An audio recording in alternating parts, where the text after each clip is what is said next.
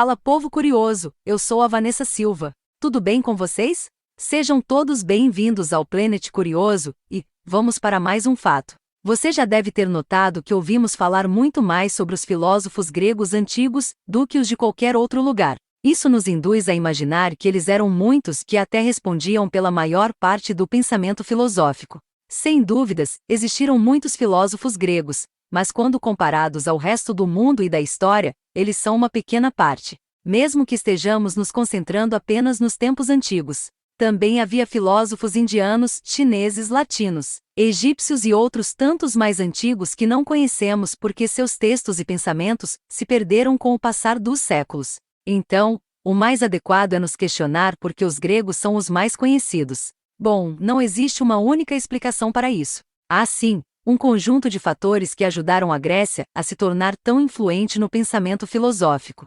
Acompanhe. Fundamentos da sociedade ocidental. De Tales de Mileto, considerado o primeiro filósofo grego, aos estoicos e céticos. A filosofia grega ampliou os horizontes do pensamento ao abrir as portas para uma forma particular de pensar, fornecendo as bases para a produção intelectual e até para a estruturação da civilização ocidental, ou seja, a nossa. Por isso, não é estranho que os filósofos gregos antigos sejam conhecidos como alguns dos maiores pensadores do mundo.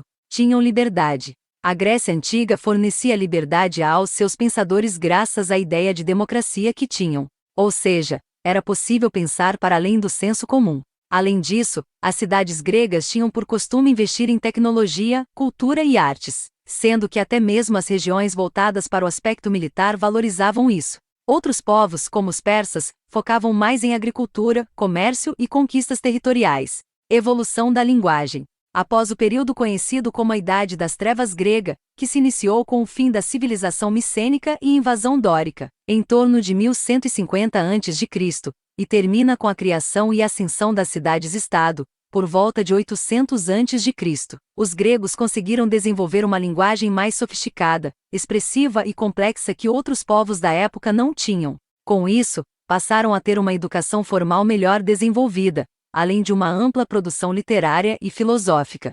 Sendo assim, puderam difundir esses aspectos para uma quantidade maior de pessoas, tanto localmente quanto fora de lá. Transmitiam os conhecimentos. As cidades-estados gregas não competiam entre si apenas no campo de batalha.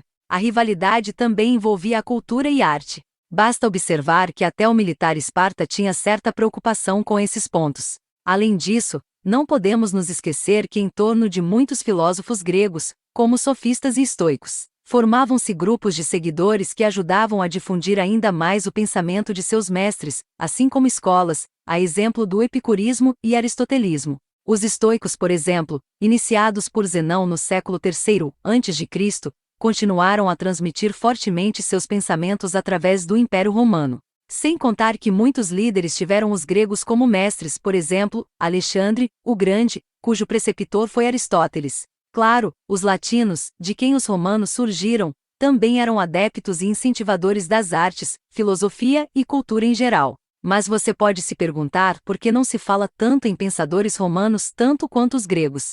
Sobre isso, é interessante observar que o foco dos romanos estava mais no consumo do que na produção. Amavam a Grécia a ponto de adotarem parte de sua cultura. Estudavam a fundo os filósofos gregos, preservando e até transmitindo suas ideias, mas raramente acrescentavam algo às suas obras.